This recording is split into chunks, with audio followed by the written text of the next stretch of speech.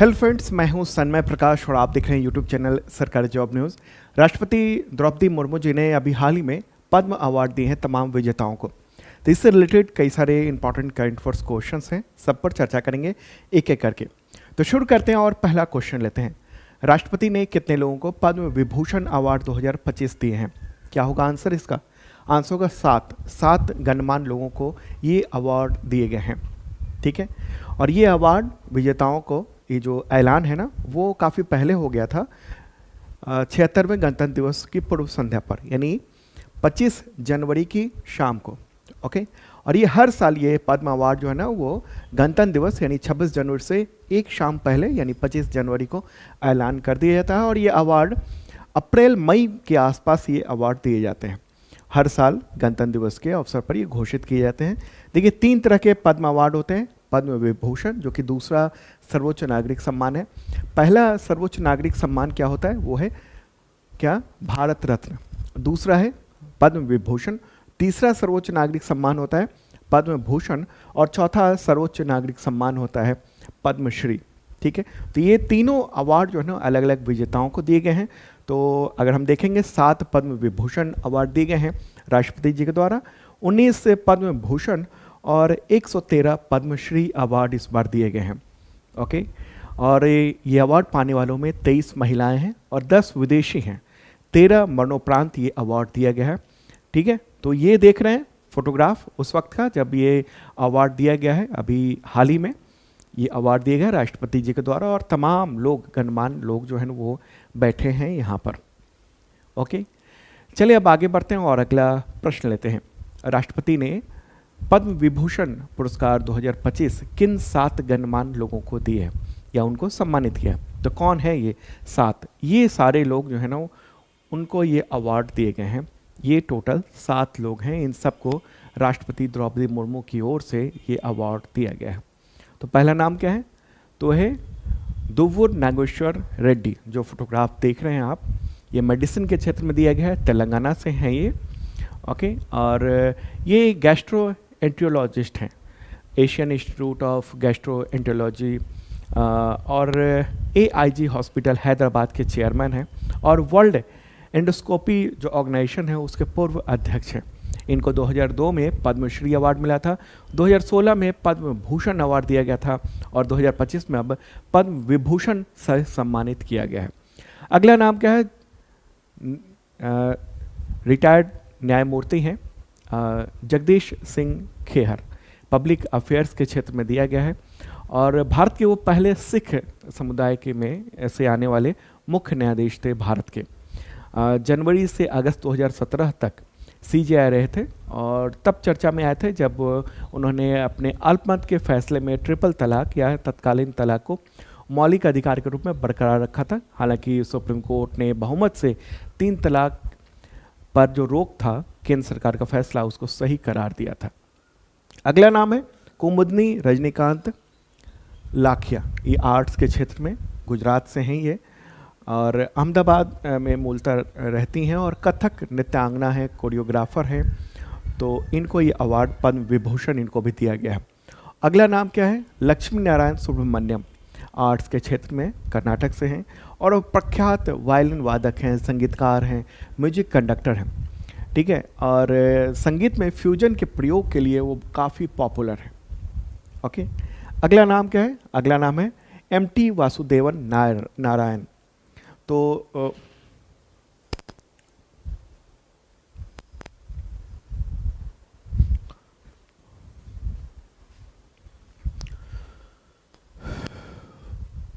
अगला नाम है MT वासुदेवन नायर। मरणोपरांत इनको दिया गया है। साहित्य और शिक्षा के क्षेत्र में मूलतः केरल से हैं, और उनकी बेटी ने ये सम्मान प्राप्त किया है उनके बिहाफ में। वो उपन्यासकार थे, लघु कथाकार थे, पटकथा लेखक थे, फिल्म निर्देशक थे।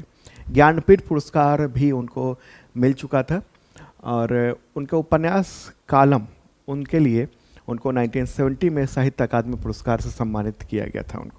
उनका निधन हो गया था पिछले साल ही, 25 दिसंबर 2024 को 91 ईयर की उम्र में। अगला जो अगले विजेता हैं पद्म विभूषण सम्मान से ओसामू सुजुकी, इनको भी मरणोपरांत ये अवार्ड दिया गया है व्यापार और उद्योग के क्षेत्र में। और वो जापान की जो सुजुकी मोटर कॉरपोरेशन है, कंपनी है, तो उसके पूर्व अध्यक्ष थे। 94 ईयर की उम्र में उनका निधन हो गया था पिछले साल ही 25 दिसंबर 2024 को। तो शुरुआत तो उन्होंने बैंकिंग करियर में की थी, फिर सुजुकी कंपनी को ज्वाइन किया था और धीरे धीरे सुजुकी कंपनी को उन्होंने बहुत बड़े लेवल पर लाकर रख दिया था। ओके, अगला नाम जो है शारदा सिन्हा, इनको मरणोपरांत ये अवार्ड दिया गया है। लोक गायिका के रूप में बहुत ही पॉपुलर रही हैं। 71 ईयर की उम्र में उनका निधन हुआ था पिछले साल ही 5 नवंबर 2024 को। उन्होंने गायकी की शुरुआत की थी 1970 के दशक में। भोजपुरी, मैथिली, हिंदी, मतलब कई सारे लोकप्रिय उन्होंने गाने गाए। उनकी गायकी में बिहार से पलायन और महिलाओं के संघर्ष को काफ़ी जगह मिलती थी। लोक गीतों के लिए वो काफ़ी पॉपुलर थी और उनकी आवाज़ लोकप्रिय हिंदी सिनेमा में भी गूंजती थी। उनको बिहार और उत्तर प्रदेश के सांस्कृतिक राजदूत के रूप में भी देखा जाता था।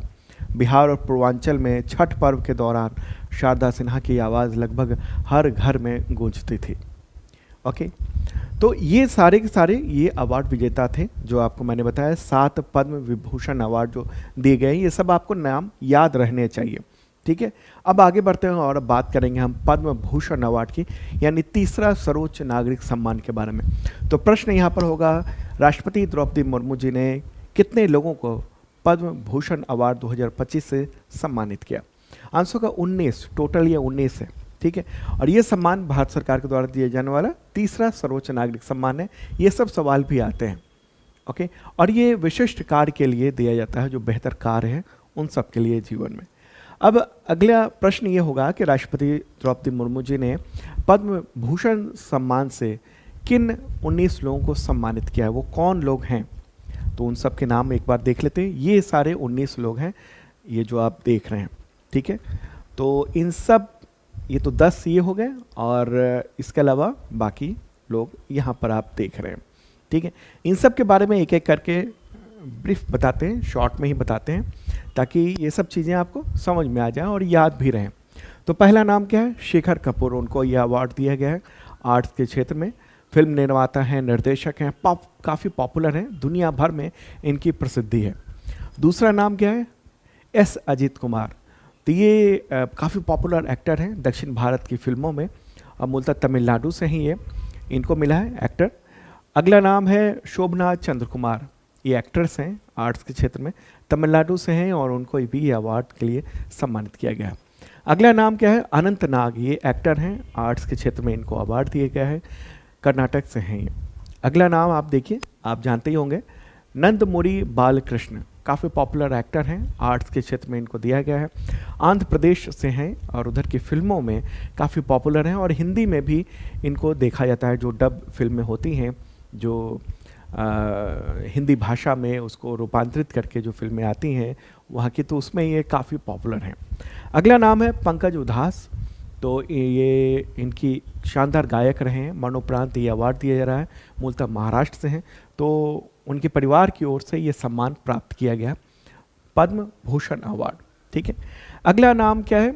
जतिन गोस्वामी, और नर्तक हैं और कोरियोग्राफर हैं, उनको भी अवार्ड सम्मानित किया गया है इस बार। और अगला नाम क्या है? पी.आर. श्रीजेश, हॉकी खिलाड़ी हैं, खेल के क्षेत्र में केरल से हैं, उनको ये अवार्ड दिया गया है, पद्म भूषण अवार्ड दिया गया है, शानदार। अगला नाम है मनोहर जोशी, महाराष्ट्र के पूर्व चीफ मिनिस्टर रह चुके हैं, मरणोपरांत उनको दिया गया है पब्लिक अफेयर्स के क्षेत्र में। अगला नाम है सुशील कुमार मोदी, तो उनके परिवार से ये अवार्ड स्वीकार किया गया। बिहार के पूर्व उप मुख्यमंत्री थे, कई बार वो उप मुख्यमंत्री रह चुके थे, सुशील कुमार मोदी। अगला नाम है ए सूर्य प्रकाश, साहित्य और शिक्षा के क्षेत्र में, पत्रकारिता के क्षेत्र में इनको ये अवार्ड दिया गया है। और ये जो है वो जो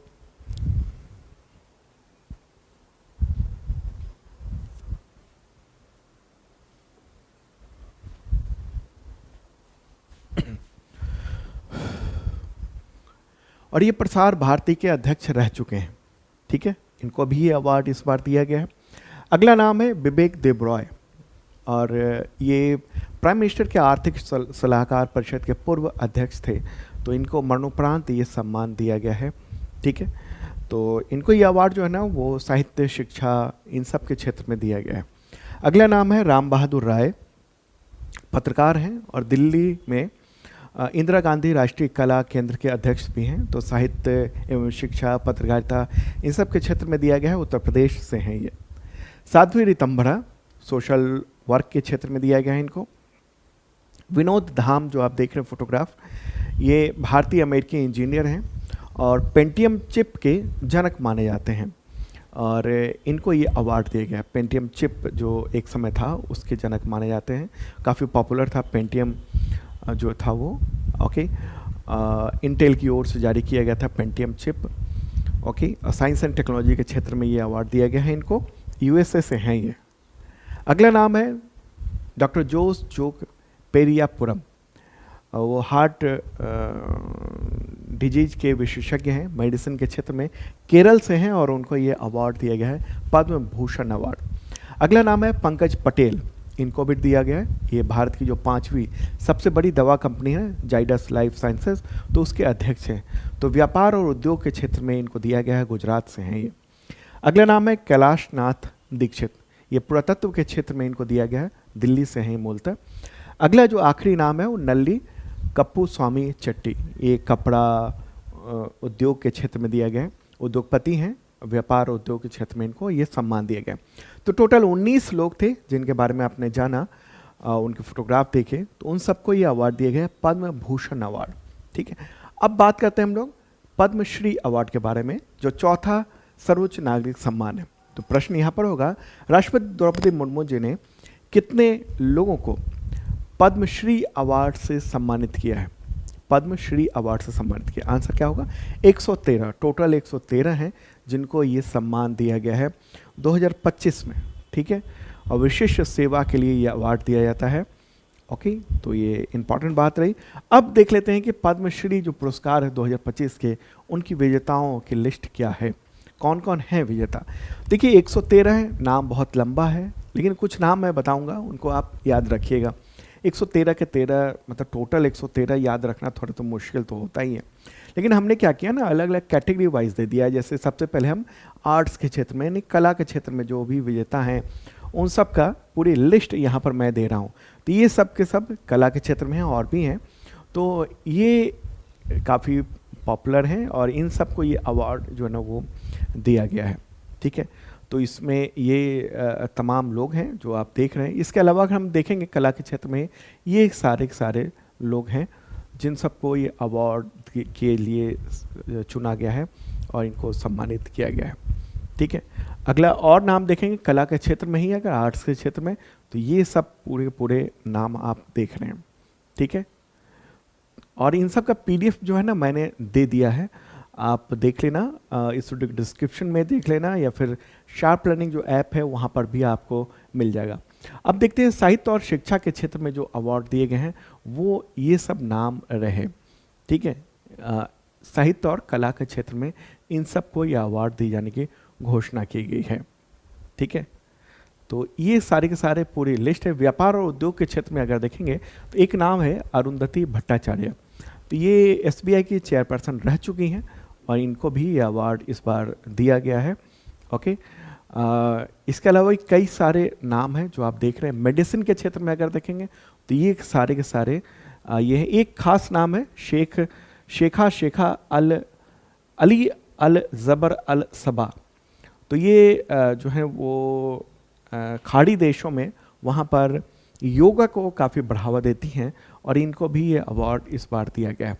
सोशल वर्क के क्षेत्र में अगर देखेंगे तो ये देखिए लिबिया लोबो सरदेसाई गोवा से हैं, काफ़ी ज़्यादा उम्र है, इनको भी अवार्ड दिया गया है और बाकी लोग की लिस्ट आप देख रहे हैं। साइंस एंड इंजीनियरिंग के क्षेत्र में अगर देखेंगे पद्मश्री अवार्ड, ये सारे के सारे नाम हैं।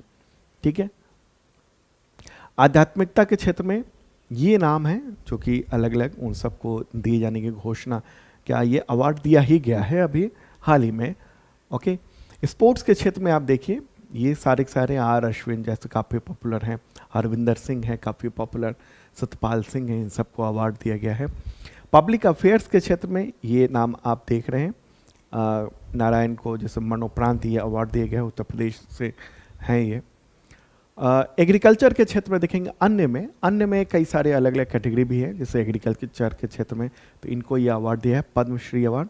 अन्य के लिए ये है, तो टोटल 113 हैं। जैसे किशोर कुणाल मरणोपरांत ये IPS अधिकारी थे और रिलीजन के क्षेत्र में, धर्म के क्षेत्र में भी काफ़ी योगदान इन्होंने दिया था। चंद्रकांत सोमपुरा हैं वास्तुकला के क्षेत्र में, इन्होंने जो है वो राम मंदिर के वास्तुकला के इसको इनका डिज़ाइनर माना जाता है चंद्रकांत सोमपुरा को।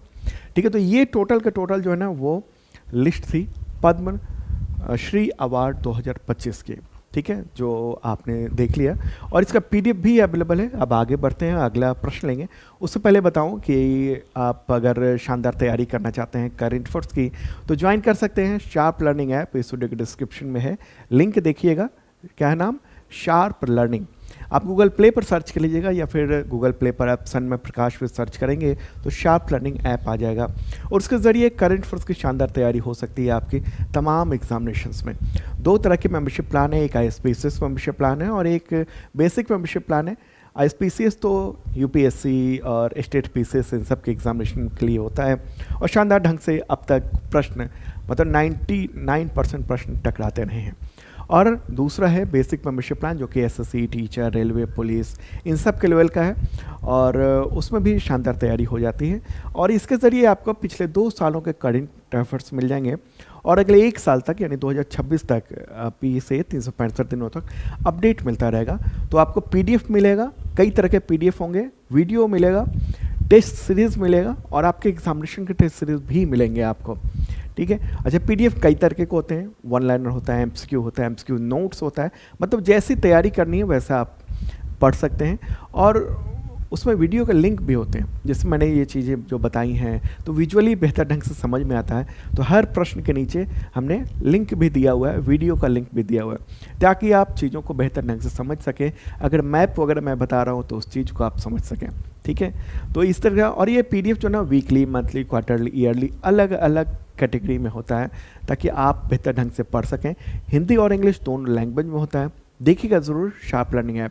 और हाँ, इसके अलावा कई और सारे कोर्सेज हैं, जैसे UPSI का जो बैच है ना वो लॉन्च हो चुका है और अभी डेमो क्लासेस चल रही हैं। नेक्स्ट वीक से उसके रेगुलर क्लासेस शुरू हो जाएंगे, तो आप देख सकते हैं हमारे विशेषज्ञ शिक्षक वो पूरी तैयारी कराते हैं। इसके अलावा BPSC GS फाउंडेशन बैच है, UPPCS के लिए GS फाउंडेशन बैच चल रहा है ऑलरेडी, और भी ग्रुप D, बिहार सिपाही, UP कांस्टेबल, इसके अलावा कई सारे कोर्सेज चल रहे हैं। तो शार्प लर्निंग ऐप पर आप ज़रूर देखिएगा। अगला क्वेश्चन होगा, विश्व टूना दिवस कब मनाया जाता है? तो वह 2 मई को मनाया जाता है और यूनाइटेड नेशंस ने ये दिवस घोषित किया हुआ है ताकि टूना नामक जो मछली है उसके बारे में जागरूकता बढ़ाई जा सके। टूना जो है ना वो काफ़ी मतलब हेल्दी माना जाता है, उसमें ओमेगा 3, विटामिन B12, प्रोटीन और बहुत सारे खनिज जो है तो उसमें वो उससे समृद्ध होता है। ठीक है, अगला प्रश्न लेंगे। महाराष्ट्र सरकार ने मराठा योद्धा रघुजी भोसले की तलवार किस जगह से नीलामी में 47.15 लाख रुपए में खरीद कर वापस मंगवाई है? इसका आंसर होगा लंदन।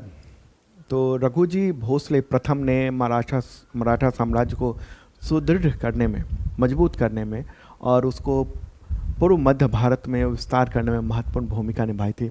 और ये न्यूज़ भी देख रहे हैं कि मराठा जो वॉरियर हैं उनकी जो तलवार है वो लाया गया और ये तलवार है। ठीक है, नीलामी हुई थी और ये रहा फोटोग्राफ उनका। ठीक है, और ये यूरोपियन प्रकार की एक धार वाली ब्लेड है, ब्लेड वाली तलवार है, सोने की सजावट की हुई है, देवनागरी लिपि में शिलालेख भी है। तो रघुजी भोसले प्रथम ने 1930 में अपने नेतृत्व में जो है ना वो नागपुर भोसले वंश की स्थापना की थी और वो छत्रपति शाहू जी महाराज के समर्थन से प्रमुखता में आए थे। और ये तलवार संभवतः 1817 की सीता बुल्दी की लड़ाई के बाद लूटी हुई वस्तुओं में से एक थी, जब Nagpur Bhonsle British India company से हार गई थी। ठीक है, तो ये इम्पॉर्टेंट बात है जो आपने देखा। ओके, नाम क्या है? रघुजी भोसले। ठीक है, तो इनकी ये तलवार थी जिसको वापस लाया गया है लंदन से नीलामी में खरीद कर। और किसने खरीदा है? महाराष्ट्र सरकार ने। अगला क्वेश्चन होगा, केंद्र सरकार ने किन 2 राज्यों को जोड़ने वाले शिलोंग सिलचर ग्रीनफील्ड कॉरिडोर परियोजना, जिसको हम ग्रीनफील्ड NH6 कॉरिडोर भी कहेंगे, तो उसको मंजूरी दे दी है? आंसर क्या होगा? मेघालय और असम।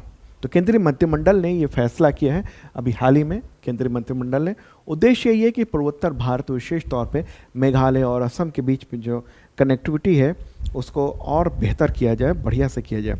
और ये फैसला जो है ना वो कैबिनेट में किया गया और ये जो मीटिंग हुई थी उसी के दौरान। तो एक बार मैप के ज़रिए भी चीज़ों को देख लेते हैं, समझ लेते हैं। ये अपना प्यारा भारत है और इधर का हिस्सा जो है ना वो क्या है? नॉर्थ ईस्ट है, ठीक है।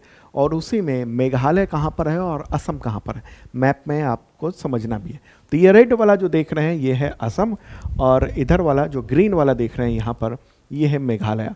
तो इसी को कनेक्ट करने के लिए ये एक कॉरिडोर बनाया जा रहा है और उसकी लंबाई 166.8 किलोमीटर होगी। कितनी? 166.8 किलोमीटर। और ये पहाड़ी इलाकों से गुजरेगी। और ये परियोजना प्राइम मिनिस्टर गति शक्ति राष्ट्रीय मास्टर प्लान और आत्मनिर्भर भारत अभियान के तहत लाई गई है।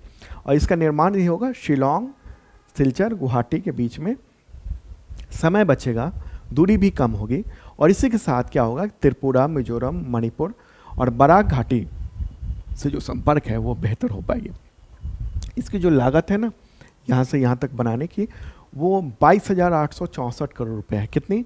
22,864 करोड़ रुपए इसकी पूरी की पूरी लागत है। वैसे निर्माण होगा 12,000 करोड़ रुपए में, और कुछ रकम जो है ना वो भूमि अधिग्रहण में खर्च होगा। इसके अलावा सर्वे वगैरह वगैरह में काफ़ी कुछ खर्चा होने वाला है। अगला क्वेश्चन होगा, किस भारतीय फिल्म निर्माता को फ्रांसीसी सरकार ने प्रतिष्ठित ऑफिसियर डॉ ला ऑड्रे देस आर्ट्स एट देस लेटर्स, तो ये फ्रेंच भाषा में ये अवार्ड है।